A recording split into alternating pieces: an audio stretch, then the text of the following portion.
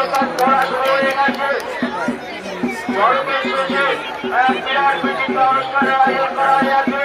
বিচিত্র অনুষ্ঠান করতে আছেন তন্ময়কর অঙ্কিতার জয়রা।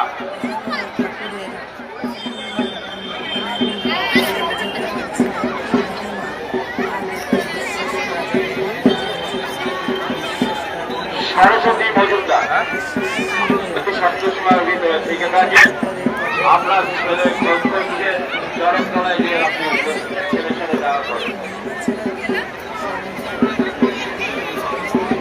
আমাদের চরকার করা শুরু হয়ে গেছে।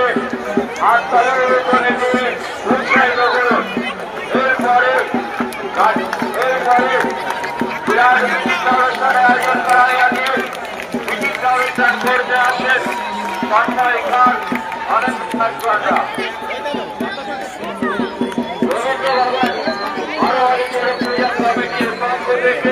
জানানো যাচ্ছে যে